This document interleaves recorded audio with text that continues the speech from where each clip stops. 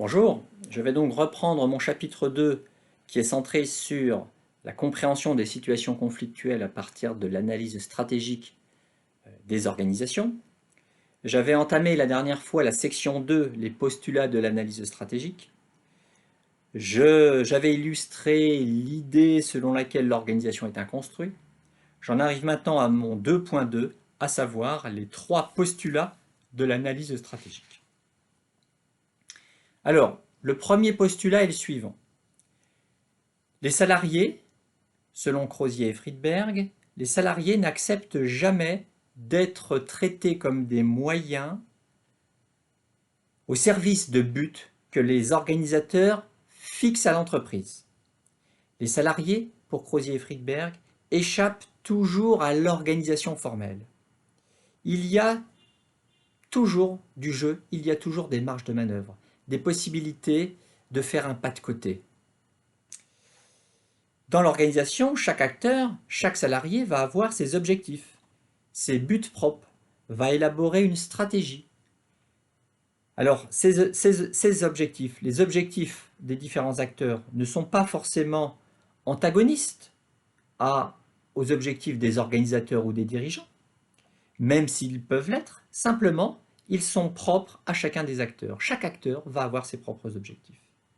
Chacun va poursuivre ses propres objectifs et l'entreprise, l'organisation, elle va devoir vivre avec cette multiplicité d'objectifs plus ou moins en tension, plus ou moins compatibles les uns avec les autres. Ça, c'est le premier postulat. Ça rend le management des relations professionnelles complexe, puisqu'il va falloir essayer de faire en sorte que l'organisation, elle vive avec cette multiplicité d'objectifs. Deuxième postulat, la liberté relative des acteurs. Dans une entreprise, nous disent Crozier et Friedberg, tout acteur a des marges de manœuvre. Parfois elles sont minimes, parfois elles sont importantes, mais tout acteur a des marges de manœuvre et l'acteur va utiliser ces marges de manœuvre plus ou moins pour atteindre ses objectifs. Bref, l'acteur est un stratège. Pour Crozier et Friedberg, on ne peut pas comprendre le mode de fonctionnement réel d'une organisation si on ne prend pas en compte cette réalité, relative mais réelle, de la liberté de l'acteur, la liberté de l'acteur. L'analyse stratégique, elle va donc braquer le projecteur sur la liberté de l'acteur et elle va essayer d'identifier les marges de manœuvre des différents acteurs dans une organisation. La question clé, c'est donc quelles sont les zones de liberté et quelles sont les zones d'action de chaque acteur dans l'organisation. De ce fait, les acteurs sont toujours, pour Crozier et Friedberg, plus ou moins autonomes. Les acteurs vont engager leur autonomie dans les zones mal réglementées de l'organisation, c'est-à-dire dans des zones d'incertitude. Mais très souvent, le pouvoir central, les dirigeants, vont essayer de contrôler l'autonomie des acteurs et à leur tour, les acteurs vont essayer d'échapper au contrôle des dirigeants. C'est ce qu'on appelle un cercle vicieux bureaucratique où les uns, les dirigeants, vont essayer de contrôler la liberté, vont essayer de contrôler la liberté des acteurs, vont essayer de la restreindre et les acteurs, les salariés, vont essayer à leur tour d'échapper au pouvoir central, d'échapper aux contraintes mises en place par les dirigeants. C'est en quelque sorte une sorte de jeu sans fin, une sorte de jeu du chat et de la souris. Troisième postulat, les stratégies des acteurs sont toujours rationnelles, nous disent Crozier et Friedberg, mais cette rationalité, elle est limitée. Je vous renvoie ici aux travaux d'Herbert Simon sur la rationalité limitée. Herbert Simon a eu le prix Nobel d'économie en 1978 pour ses travaux sur la rationalité limitée. La théorie de Simon, c'est une critique forte de l'homo economicus.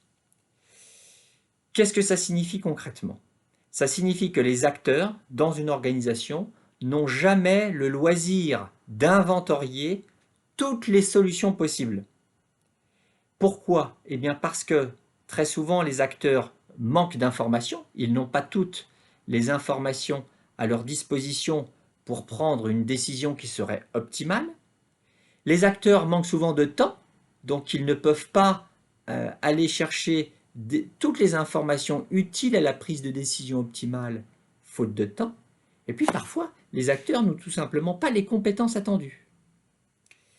Donc, les acteurs vont s'arrêter à la solution, entre guillemets, qui va présenter pour eux le minimum d'inconvénients. C'est en fait, pour Herbert Simon, l'idée de la solution acceptable aux yeux des acteurs. L'acteur va s'arrêter à une solution qui lui paraît à peu près acceptable. Donc face à une situation donnée, il y a en fait toujours plusieurs solutions possibles, jamais une meilleure solution ne s'impose, et en plus il n'y a pas de décision optimale prise par les acteurs pour toutes les raisons que je viens d'évoquer. Donc l'idée taylorienne du one best way organisationnel, qui est l'essence même du déterminisme, l'idée de la meilleure solution qu'il faut trouver car elle existe, elle est fondamentalement anti-stratégique, anti-réaliste. Voilà concernant les 3 postulats de l'analyse stratégique des organisations. Dans une prochaine vidéo, j'entamerai mon grand 3, les concepts clés de l'analyse stratégique des organisations. Au revoir.